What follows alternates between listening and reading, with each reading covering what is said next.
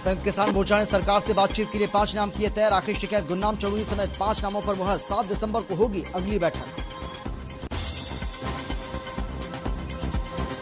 देश में ओमिक्रॉन का बढ़ता खतरा। कर्नाटक के बाद अब गुजरात के जामनगर में एक मामला आया सामने। जिम्बाब्वे से लौटा बुजुर्ग पाया गया ओमिक्रॉन से संक्रमित।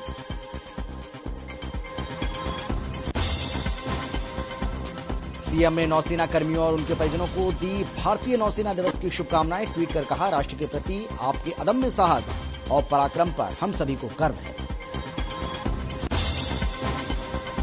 जेजेपी इनेलो के एक होने पर बोले अजय चौटाला। ओपी चौटाला विचार करें तो करेंगे चर्चा। गठबंधन को लेकर कहा, अगले 3 साल भी ऐसे ही चलेगा गठबंधन।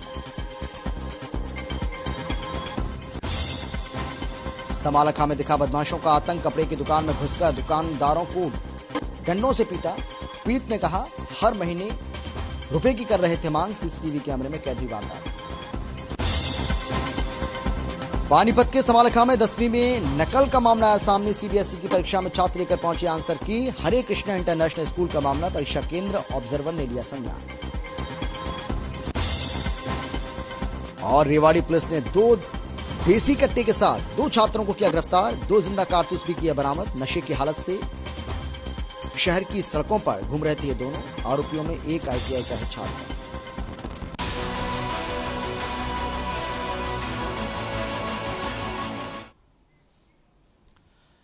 नमस्कार, आप देख रहे हैं हर खबर हरियाणा और आपके साथ मैं हूं अमित शर्मा। वक्त है मेट्रो सिटी का। सिंघू बॉर्डर पर एसकेएम की बैठक खत्म हो गई। वहीं 7 दिसंबर को अगली बैठक होगी। सरकार से बातचीत के लिए 5 नाम तय कर लिए गए हैं, जिसमें राकेश टिकैत, गुरनाम सिंह चढ़ूनी शामिल होंगे। और इसी के साथ साथ जोगिंदर उग्राहा, शिव कुमार कक्का, बलबीर सिंह राजेवाल का नाम भी इसमें शामिल किया गया है।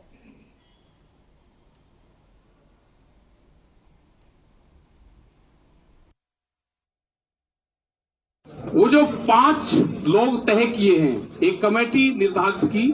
वो कमेटी भारत सरकार से बातचीत करेगी। वो ऑथेंटिक रूप से ऑथराइज कमेटी एसकेएम की है। उसके नाम हम बता देते हैं। ये राज्यपाल जी हैं, जो सीनियर हमारे लीडर हैं, पंजाब से हैं। और शिव कुमार काका जी हैं। ये गुरनाम सिंह चढ़ूनी जी हैं, युद्धवीर सिंह जी हैं और अशोक धवले जी हैं। ये 5 लोगों की कमेटी बनाई है। जो भी सरकार से बातचीत करेंगे, किसी भी मसले पे बात होगी, तो यही कमेटी ऑथराइज रूप से सरकार से बातचीत करेगी।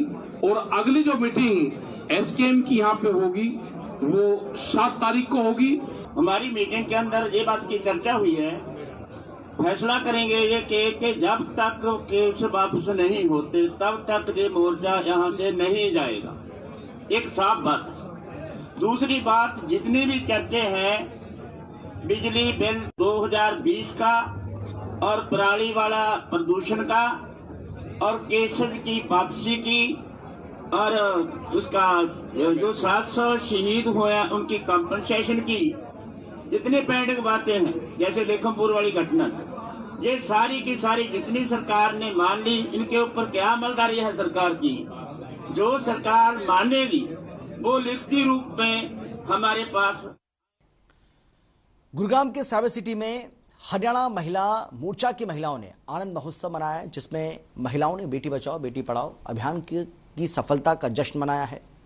इस कार्यक्रम में बताया गया कि नेशनल हेल्थ सर्वे के अनुसार 1000 पुरुषों के पीछे 1020 महिला का आंकड़ा सामने आया है, जिसको लेकर आज हरियाणा महिला मोर्चा की महिलाओं ने देश के प्रधानमंत्री और हरियाणा के मुख्यमंत्री मनोहर लाल का धन्यवाद किया। साथ ही कहा कि महिला खिलाड़ी के प्रति अब उनके परिवार की सोच बदल रही है।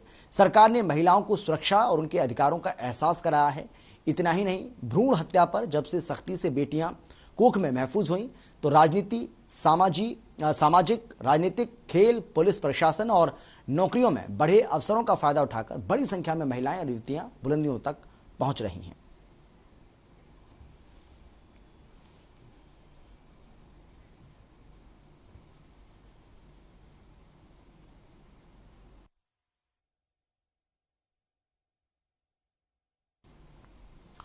गुरुग्राम प्रवासी एकता मंच की ओर से डॉक्टर राजेंद्र प्रसाद जयंती समारोह सह भोजपुरी महाकुंभ का आयोजन 5 दिसंबर को किया जाएगा, जिसमें मुख्य अतिथि हरियाणा के उप मुख्यमंत्री और जेजेपी नेता दुष्यंत चौटाला होंगे, जबकि विशिष्ट अतिथि बीजेपी सांसद भोजपुरी के प्रसिद्ध गायक और अभिनेता मनोज तिवारी होंगे।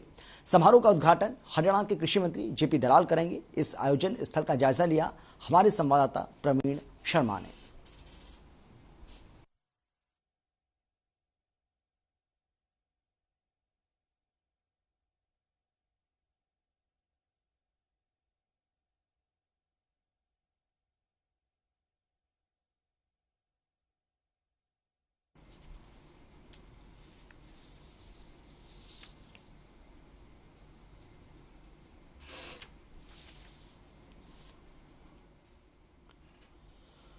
तो गुरुग्राम प्रवासी एकता मंच की ओर से डॉक्टर राजेंद्र प्रसाद जयंती समारोह सह भोजपुरी महाकुंभ का आयोजन किया जाएगा। 5 दिसंबर को इसका आयोजन यानी कि कल होना है, जिसमें मुख्य अतिथि के रूप में उप मुख्यमंत्री और जेजेपी के नेता दुष्यंत चौटाला होंगे, जबकि विशिष्ट अतिथि बीजेपी सांसद भोजपुरी के प्रसिद्ध गायक और अभिनेता मनोज तिवारी होंगे। समारोह का उद्घाटन हरियाणा के कृषि मंत्री जेपी दलाल करेंगे। इस आयोजन स्थल का जायजा लिया है हमारे संवाददाता प्रवीण शर्मा ने।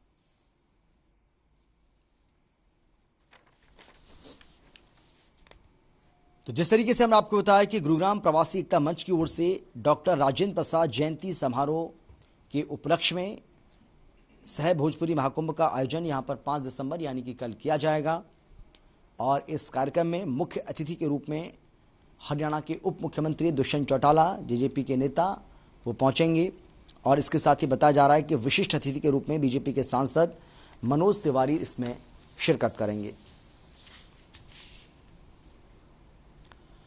सोनीपत के कुंडली सिंगू बॉर्डर पर कुछ किसान एकत्रित होकर अपने शरीर पर लोहे की बेड़ियां डालकर प्रोटेस्ट करते नजर आए। सुभाष चंद्र सुमरा ने कहा है कि उनको एमएसपी पर गारंटी कानून हर हाल में चाहिए और इससे कम किसी भी तरह का समझौता नहीं चाहिए। सरकार को इस ओर तुरंत ध्यान देना चाहिए। उन्होंने कहा कि सरकार को इस ओर तुरंत ध्यान देना चाहिए और गले में लोहे की बेड़ियां उन्होंने डाली हुई थी। उनका कहना है कि ये हम जताने की और बताने की कोशिश कर रहे हैं कि किस तरीके से हम बेड़ियों में जकड़े हुए हैं, हम अभी भी आजाद नहीं हैं।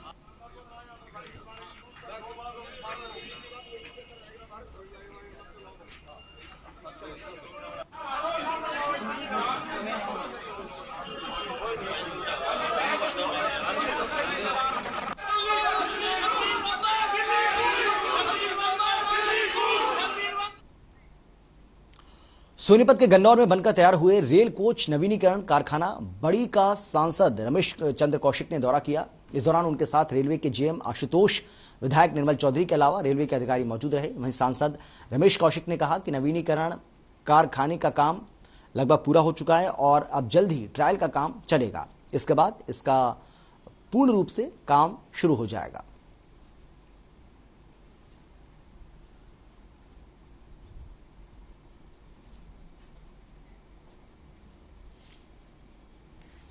तो सोनीपत के गन्नौर में बनकर तैयार हुए रेल कोच नवीनीकरण कारखाना बड़ी का सांसद रमेश चंद्र कौशिक ने दौरा किया है। इस मौके पर उनके साथ रेलवे के जीएम आशुतोष, विधायक निर्मल चौधरी के अलावा रेलवे के तमाम अधिकारी मौजूद रहे। सांसद रमेश कौशिक ने कहा है कि नवीनीकरण कारखाने का काम लगभग पूरा हो चुका है और अब जल्द ही ट्रायल का काम भी यहाँ चलेगा। इसके बाद इसका पूर्ण रूप से काम शुरू हो जाएगा। तो ये एक बड़ी सौगात यहाँ पर गन्नौर वासियों के लिए। गन्नौर में बनकर तैयार हो चुका है ये रेल कोच और सांसद रमेश चंद्र कौशिक ने अब इसका दौरा किया। रेलवे के कई अधिकारी इस दौरान उनके साथ मौजूद रहे हैं। गुरुग्राम के जिला औषध विभाग की टीम ने गुरुग्राम के डीएलएफ में सिंह मेडिकल स्टोर पर छापा मारा, जिसमें टीम को कुछ कम गुणवत्ता वाली दवाइयां मिली, साथ ही अन्य अनियमितताएं भी पाई गई, जिसके बाद जिला औषध अधिकारी ने दवाओं को मौके पर ही सील कर जांच के लिए लैब भेज दिया।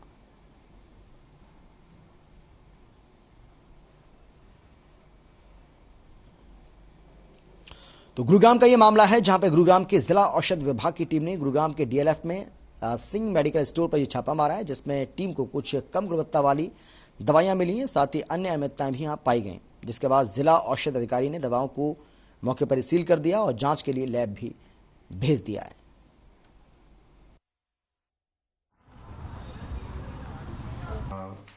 हमारे एफडीए कमिश्नर श्री राजीव रतन जी IAS और श्री मनमोहन धनेजा जी ड्रग कंट्रोलर हरियाणा के निर्देशानुसार एक गुप्त सूचना के आधार पर हमने सिंह फार्मेसी पे आज रेड की।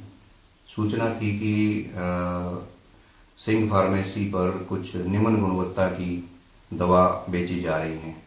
हमारी टीम वहां पर पहुंची। मौके पे हमने ग्लोबोसिल, जो कि ह्यूमन इम्यूनोग्लोबिन होती है, जो कि बॉडी में एंटीबॉडी बनाने के काम आती है, वो हमने बरामद की है।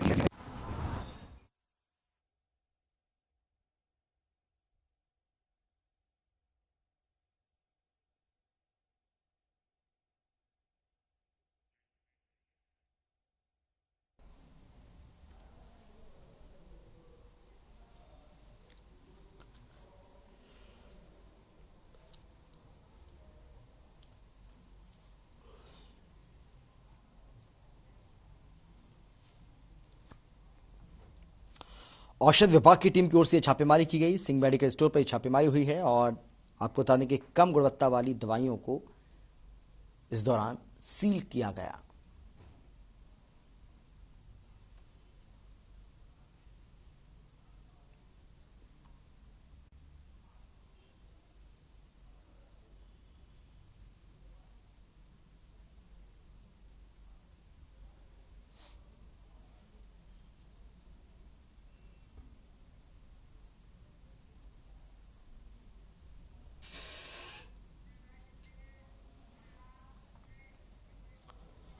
सोनीपत पहुंचे आम आदमी पार्टी के संगठन मंत्री पवन हिंदुस्तानी ने कहा है कि आने वाले समय में हरियाणा में किसी भी तरह के चुनाव हो, आम आदमी पार्टी पूरी ताकत के साथ, पूरी भागीदारी के साथ चुनाव लड़ेगी।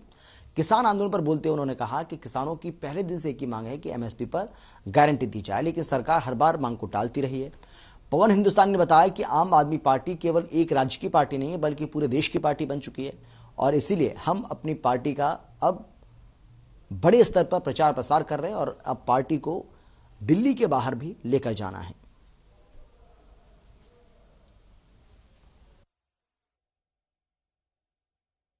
कानून वापस ले लिए तो बढ़ाए भी तो सरकार नहीं थे।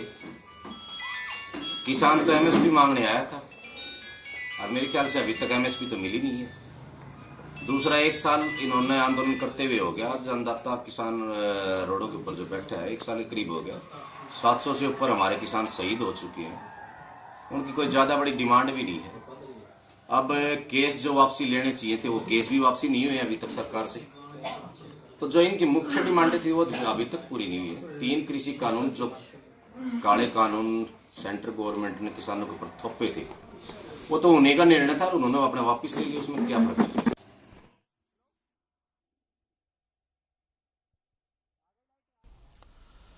बढ़ते प्रदूषण को लेकर हरियाणा सरकार ने स्कूलों को 4 दिन बंद करने का ऑर्डर जारी किया है। ऐसे में स्कूल के छात्राओं ने कहा है कि पहले कोरोना की वजह से स्कूल बंद थे, अब पॉल्यूशन की वजह से स्कूल बंद किए जा रहे हैं।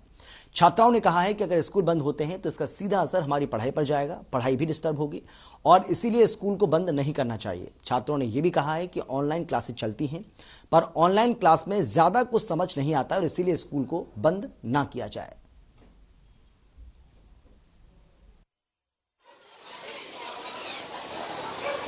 विद्यालय बंद करने के लिए 4 दिन के लिए आदेश हमें अभी प्राप्त हुए हैं और अभी हमने अपने सभी टीचर्स को, जो हमने क्लास के ग्रुप बना रखे हैं, उसमें बोल दिया कि बच्चों की पढ़ाई प्रभावित ना हो, उसके लिए हमारी ऑनलाइन क्लासेस लगातार जारी रहेंगी और बच्चों की पढ़ाई का कोई नुकसान नहीं होगा। तो अभी सर इस बीच क्या ऑनलाइन पढ़ाई होंगी बच्चों की? हाँ, बच्चों की ऑनलाइन पढ़ाई जारी रहेगी, जैसे पहले जारी रहेगी इसी तरह से। पिछले साल कोरोना से हमारे देश में काफी हमारी पढ़ाई का लॉस हो चुका है, लॉस हो चुका है। तो हम ये देख रहे हैं कि 4 दिनों की छुट्टी पड़ने वाली है पॉल्यूशन की वजह से। हम नहीं चाहते कि छुट्टियां पड़े, हमारी पढ़ाई का काफी लॉस हो रहा है। हम चाहते हैं कि हमारी पढ़ाई हो और हम ज्यादा अच्छे से पढ़ भी नहीं पाते ऑनलाइन क्लासों में, हम ऑफलाइन पढ़ना चाहते हैं। ये आज भी तो हो गया था, मेरे को पता है।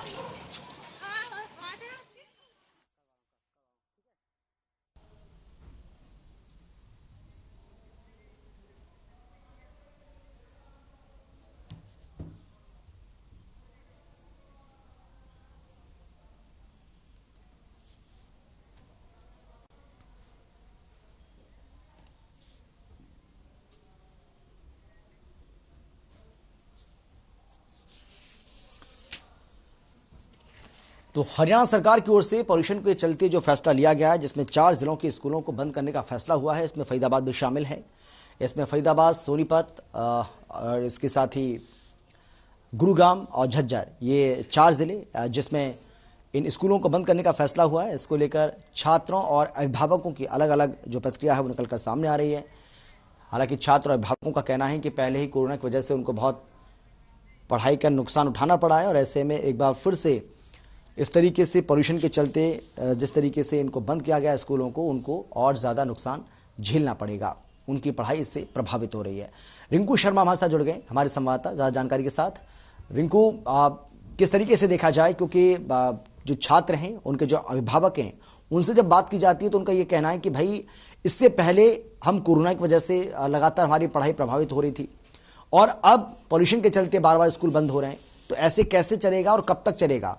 और ये जो बड़ा सवाल उठाया है परिजनों की ओर से भी और छात्राओं की ओर से भी कि क्या आपको लगता है कि स्कूलों को बंद करने से पॉल्यूशन का स्तर कम हो जाएगा?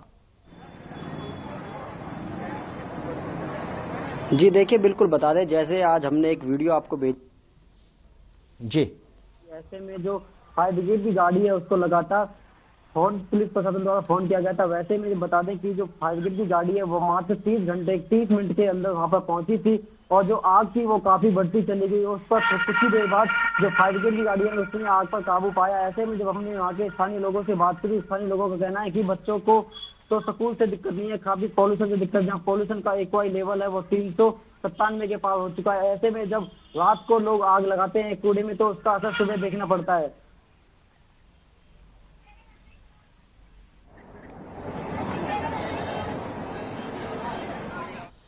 चलिए, बहुत शुक्रिया आपका रिंकू, इस तमाम जानकारी के लिए आपका बहुत धन्यवाद। आगे बढ़ते हैं। फरीदाबाद में नगर निगम ने सड़कों पर अतिक्रमण करने वाले दुकानदारों के खिलाफ कार्रवाई की है। नगर निगम ने बीके हार्डवेयर रोड के दोनों ओर बनाए गए पक्के प्लेटफॉर्म को जेसीबी से तोड़ दिया। वहीं नगर निगम की तोड़फोड़ कार्रवाई के खिलाफ दुकानदारों ने रोष जाहिर किया और नगर निगम की कार्रवाई को गलत बताया।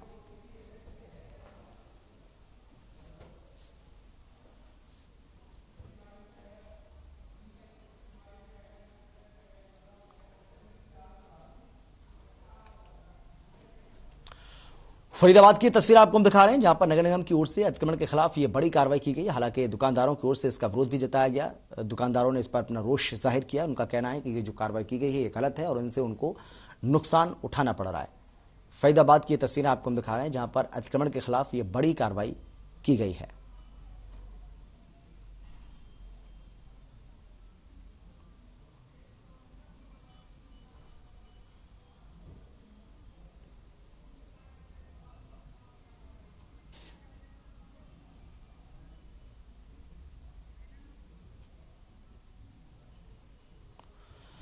ये तस्वीरें आपको दिखा रहे हैं, आप देख सकते हैं किस तरीके से ये तोड़फोड़ की कार्रवाई को अंजाम यहां पर दिया गया है। हालांकि दुकानदारों ने इस पर अपना रोष जाहिर किया है। दुकानदारों का कहना है कि नगर निगम की ओर से जो कार्रवाई की गई है ये ठीक नहीं है, ये अनैतिक है और इससे उनको नुकसान हो रहा है।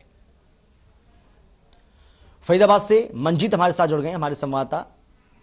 मंजीत, बताइए किस तरीके से नगर निगम की ओर से इस पूरी कार्रवाई को अंजाम दिया गया। हालांकि हमने देखा दुकानदारों को किस तरीके से उन्होंने अपना गुस्सा जाहिर किया है और इस कार्रवाई को गलत ठहराया है, गलत बताया है।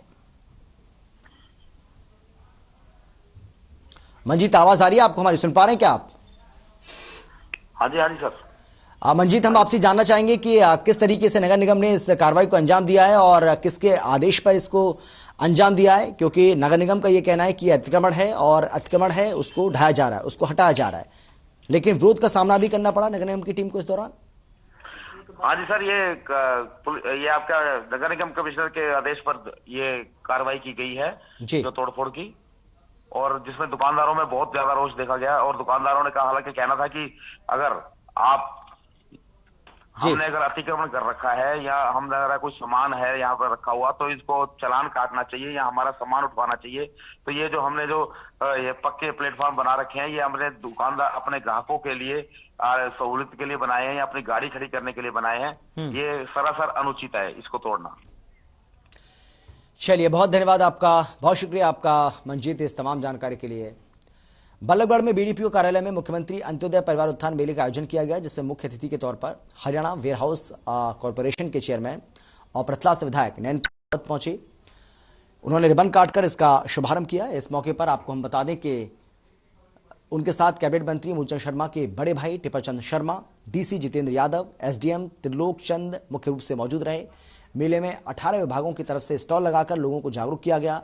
जो लोग सालाना 1,80,000 रुपए से कम कमाते हैं उनके लिए विभिन्न स्कीमों के तहत उन कामों को देने की जानकारी दी गई जो उपलब्ध कराई गई हैं।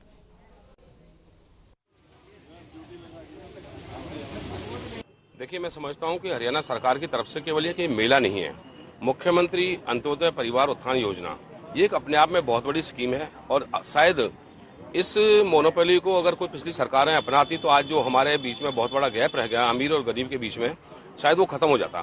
तो मैं समझता हूं कि भारतीय जनता पार्टी की सरकार, माननीय मुख्यमंत्री महोदय ये चाहते हैं कि जो गरीब है वो और गरीब ना होता चला जाए, उसको भी आगे बढ़ाकर उसको विभिन्न प्रकार की योजना के माध्यम से विभिन्न प्रकार की स्कीम दे करके उसको भी लाइमलाइट में।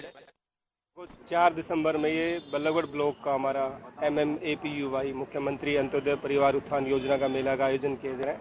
मैं धन्यवाद करता हूँ माननीय विधायक जी का, नयनपर रावत जी का, टिप्पर सिंह जी का और हमारे नोडल अधिकारी मकरंद सर जो चंडीगढ़ से स्पेशल इस मेले को देखने के लिए आए हैं ताकि इस मेले का सुचारू रूप से करें।